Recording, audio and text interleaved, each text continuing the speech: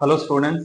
पिछली वीडियो में हमने फेडरलिज्म के चैप्टर को स्टार्ट किया था, जिसमें कि हमने दो टॉपिक्स को पढ़ लिया था। इस वीडियो में हम एक नेक्स्ट टॉपिक पढ़ेंगे जिसका नाम है what makes India a federal country, यानी कि ऐसे कौन से कॉन्स्टिट्यूशनल प्रोविजंस हैं जो इंडिया को एक फेडरल कंट्री बनाते हैं। तो प्रीवियस क्लास में हमने देखा था काइंड्स ऑफ फेडरेशन, यानी कि दो काइंड्स हैं हमारे जिससे कि हम फेडरेशन को बना सकते हैं। एक है कमिंग टुगेदर और एक है होल्डिंग टुगेदर। तो इंडिया किसका एग्जांपल था? होल्डिंग टुगेदर का, यानी कि इंडिया ने बहुत सारे स्टेट्स को पावर शेयर की है। उसी में हम कुछ प्रोविजंस को देखेंगे जो हमारे इंडिया को एक फेडरल स्टेट बनाता है। बट उससे पहले हमें यह पता होना चाहिए कि इंडियन कॉन्स्टिट्यूशन में फेडरल वर्ड को कहीं पर भी यूज नहीं किया गया। हालांकि कॉन्स्टिट्यूशन में जो वर्ड यूज हुआ है वो हुआ है यूनियन ऑफ स्टेट्स, यानी कि इंडिया क्या है? यूनियन ऑफ स्टेट्स है। कुछ स्टेट्स को मिला के क्या बनता है? इंडिया बनता है। और इंडिया की जो सुप्रीम पावर है, सेंट्रल पावर है, उसने पावर को शेयर किया है स्टेट्स के बिटवीन। ठीक है। और उसके बाद हमने देखना है कि कौन कौन सी चीजें हैं जो इंडिया को फेडरल बनाती है। जो पहली चीज है हमारी वो है कॉन्स्टिट्यूशन कंटेन्स 3 लिस्ट। तो हमने ये भी देखा था कि पावर को सेंटर और स्टेट में डिवाइड किया गया है। तो सेंटर और स्टेट को डिवाइड जब पावर को किया गया है तो हमारे पास कुछ ऐसे प्रोविजंस भी होने चाहिए जो उनकी पावर को क्या करते हो? स्पेसिफाई करते हो। हाँ, तो हमारा कॉन्स्टिट्यूशन 3 लिस्ट को क्या करता है? डिफाइन करता है। उसमें 3 लिस्ट है जो अलग अलग लेवल की पावर को क्या करती है? डिफाइन करती है। कौन कौन सी है 3 लिस्ट? वो पहली है यूनियन लिस्ट। यूनियन लिस्ट, इस पे लॉज जो बनाता है वो सेंट्रल गवर्नमेंट बनाती है, यानी कि लॉ बनाने की जो पावर है वो किसमें वेस्टेड है? सेंट्रल गवर्नमेंट में है। यानी कि जो कंट्री की गवर्नमेंट है वो यूनियन लिस्ट पर लॉज बनाती है।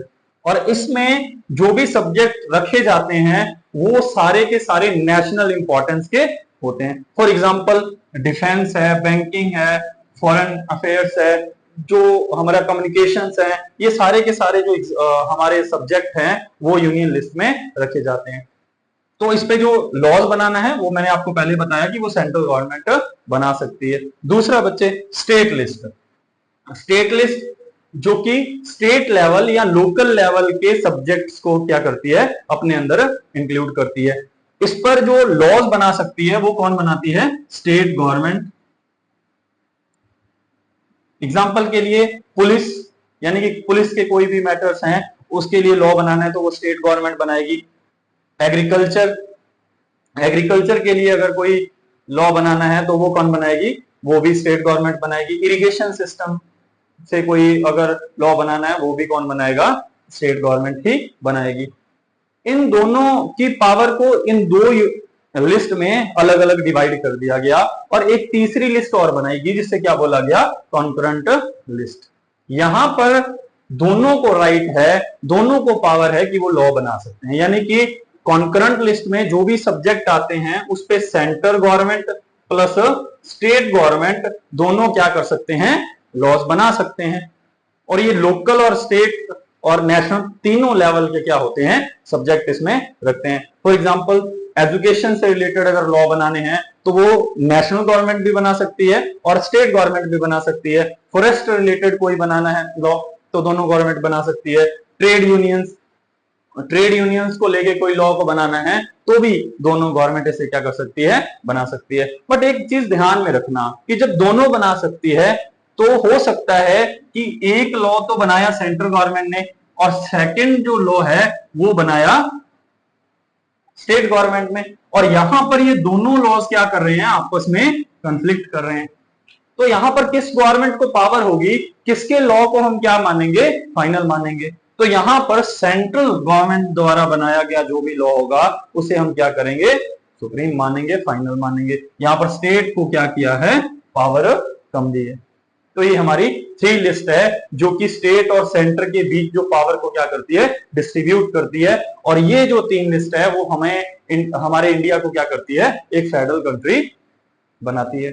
दूसरी चीज बच्चे इसमें है special status for a state. हमारे कॉन्स्टिट्यूशन का आर्टिकल 371 ये कहता है कि कुछ स्टेट हैं, जैसे कि फॉर एग्जांपल आसाम हो गया, नागालैंड हो गया, अरुणाचल प्रदेश हो गया, मिजोरम हो गया, ये जो स्टेट है इन्हें स्पेशल स्टेटस दिया गया है। तो हमने इंडिया के बारे में पढ़ा था ना कि ये होल्डिंग टुगेदर है, यानी कि यहां पर सेंटर और स्टेट के बीच में पावर को अनइक्वल तरीके से डिस्ट्रीब्यूट किया जाएगा, और यहां पर स्टेट टू स्टेट भी वेरी करेगा कि कौन से स्टेट को ज्यादा पावर है और कौन से स्टेट को कम पावर है। यहां पर article 371 of the Indian constitution ये कहता है कि असम, नागालैंड, अरुणाचल प्रदेश और मिजोरम जैसे स्टेट्स को क्या किया गया है, स्पेशल स्टेटस दिया गया है। वो इनकी लैंग्वेज को प्रमोट करने के लिए हो सकता है, वहां के लैंड जो सिस्टम है उसके रिगार्डिंग हो सकता है। इन पर्टिकुलर स्टेट्स में आप क्या नहीं कर सकते, लैंड को नहीं खरीद सकते, यानी कि अपनी कोई भी प्रॉपर्टी नहीं खरीद सकते। इनके कल्चर को प्रमोट करने के लिए इन्हें स्पेशल स्टेटस दिया जाता है। तो ये सारी वजहें हैं जिसके लिए इनको क्या किया जाता है, इस आर्टिकल के अंदर रखा जाता है। और बहुत सारे स्टेट्स हैं जिन्हें हमारा कॉन्स्टिट्यूशन क्या करता है, सेफ गार्ड प्रोवाइड करता है, उनके कल्चर को, वहां की लैंग्वेज को, वहां के जो अदर सिस्टम है, ट्रेडिशंस हैं, कस्टम्स हैं, उन्हें क्या करता है, प्रमोट करता है। तो ये हमारी सेकंड चीज है, जो सेकंड प्रोविजन है, जो हमें क्या करता है, हमारे इंडिया को क्या बनाता है, एक फेडरल कंट्री बनाता है। तीसरी चीज बच्चे, यूनियन टेरिटरीज। आपसे पूछा जा सकता है कि यूनियन टेरिटरीज क्या होती है। तो यूनियन टेरिटरीज, हमारे यहां पर बहुत स्टेट्स हैं, लगभग 28 के आसपास स्टेट है, ठीक है। उसके अलावा हमारे यहां पर यूनियन टेरिटरीज हैं, यानी कि यूटीज भी हैं। हमारे ऐसे कुछ पार्ट्स हैं जिन्हें किसी एक बड़े स्टेट में मर्ज नहीं किया जा सकता, और उसे हम क्या बोलते हैं, यूनियन टेरिटरी बोलते हैं। एग्जाम्पल के लिए दिल्ली हो गया, चंडीगढ़ हो गया, लक्षद्वीप हो गया, अंडमान एंड निकोबार हो गया, ये सारे के सारे हमारे क्या हैं, यूटीज हैं, जिन्हें किसी स्टेट में मर्ज करके नहीं रखा जा सकता।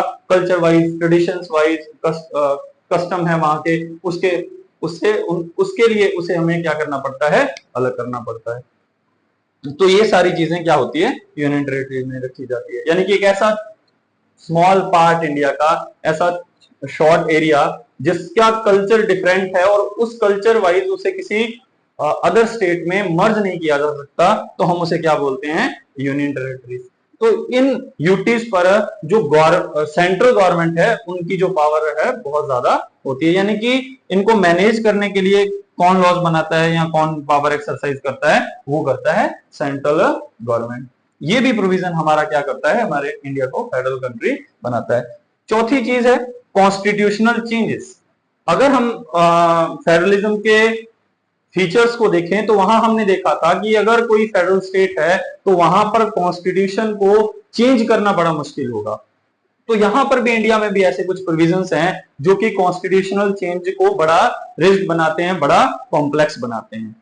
अगर आपको एक बात ध्यान रखना है यहां पर कि फेडरलिज्म यानी कि जो डिस्ट्रीब्यूशन हुआ है यूनियन गवर्नमेंट को और स्टेट गवर्नमेंट के बीच में पावर का, वो हमारे कॉन्स्टिट्यूशन की बेसिक स्ट्रक्चर है, यानी कि उसको चेंज नहीं किया जा सकता। एक तरीके से वो नींव है, अगर उसे चेंज कर दिया जाएगा तो हमारे जो कॉन्स्टिट्यूशन है वो सारे का सारा क्या हो जाएगा, खत्म हो जाएगा। इसीलिए हमारे कुछ कॉन्स्टिट्यूशनल चेंजेस को लाने के लिए हमें क्या करना पड़ता है, 2/3 मेजोरिटी, यानी कि उसके लिए हमें सिंपल मेजोरिटी की नहीं, यानी कि ओनली 50% वोट्स की बात नहीं होती, यहां पर 2/3 मेजोरिटी की क्या होती है, रिक्वायरमेंट होती है। और उसके साथ साथ हमें क्या करना होता है, कंसेंट लेना होता है स्टेट से।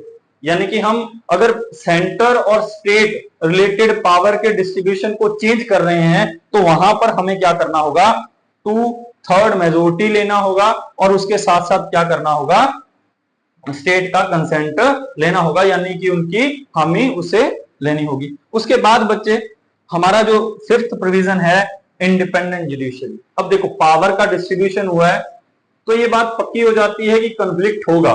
स्टेट भी कई बार ऐसा हो सकता है कि अपनी पावर को एक्सीड करे और सेंट्रल गवर्नमेंट भी ऐसा कर सकती है। तो यहां पर हमारे इंडिया में एक इंडिपेंडेंट जुडिशरी है जो स्टेट और सेंटर के कंफ्लिक्ट को क्या करती है, खत्म करती है, यानी कि रिजॉल्व करने का काम करती है। तो यहां पर आप ध्यान रखिएगा कि ये जो 5 चीजें हैं ये हमारे इंडियन स्टेट को क्या करती है, एक फेडरल स्टेट में कन्वर्ट करती है और कहती है कि हमारा जो इंडिया है वो क्या है, फेडरल स्टेट है। इसमें आपको एक चीज तो ध्यान ये रखनी है कि हमारे इंडियन कॉन्स्टिट्यूशन में फेडरेशन वर्ड या फेडरलिज्म वर्ड यूज नहीं किया गया, उसकी जगह पर क्या यूज किया गया है, यूनियन ऑफ स्टेट्स। उसके साथ साथ एक चीज आपको और याद रखनी है कि जो ये 3 लिस्ट है, ये कॉन्स्टिट्यूशन बनाया गया तब कॉन्स्टिट्यूशन में रखी गई, उसके बाद से बहुत सारे ऐसे नए सब्जेक्ट आए जिनको इन तीनों लिस्ट में नहीं रखा गया, उसके लिए एक अलग से लिस्ट बनाई गई जिसे बोला गया रेसिड्यूरी पावर्स या रेसिड्यूरी लिस्ट। यहां पर जो लॉज बनाए जाएंगे वो कौन बनाएगा, यहां भी सेंट्रल गवर्नमेंट ही लॉज बनाएगी। अब रेसिड्यूरी सब्जेक्ट्स कौन से हो सकते हैं, एग्जांपल के लिए कंप्यूटर सॉफ्टवेयर रिलेटेड कोई लॉज बनाने हैं, साइबर क्राइम के रिलेटेड या साइबर अटैक्स के रिलेटेड जो भी लॉ बनाने हैं वो किस में रखे जाएंगे, रेसिड्यूरी सब्जेक्ट में रखे जाएंगे। क्योंकि जब हमारा कॉन्स्टिट्यूशन बनाया गया तब ऐसे सब्जेक्ट्स ज्यादा डिस्कशन में हमारे सामने नहीं थे, तो इसको हमने क्या रखा, रेसिड्यूरी में। और रेसिड्यूरी पर जो सब्जेक्ट्स हैं उस पर जो पावर है लॉ बनाने की, लॉ मेकिंग की, वो किसको है, सेंट्रल गवर्नमेंट को। तो हमने इस वीडियो में देखा कि कौन सी चीजें हैं जो हमारी कंट्री को फेडरल बनाती है, तो ये 5 चीजें हैं। और इसी के साथ ये हमारा जो टॉपिक है वो खत्म होता है। जो हमारा नेक्स्ट टॉपिक है कि हमारा जो कंट्री है किस तरीके से फेडरलिज्म को लेके चला है इंडिपेंडेंस से, वो हम उसको देखेंगे। तो मैं उम्मीद करता हूं कि जो मैंने आपको करवाया है वो आपके समझ आया होगा। धन्यवाद।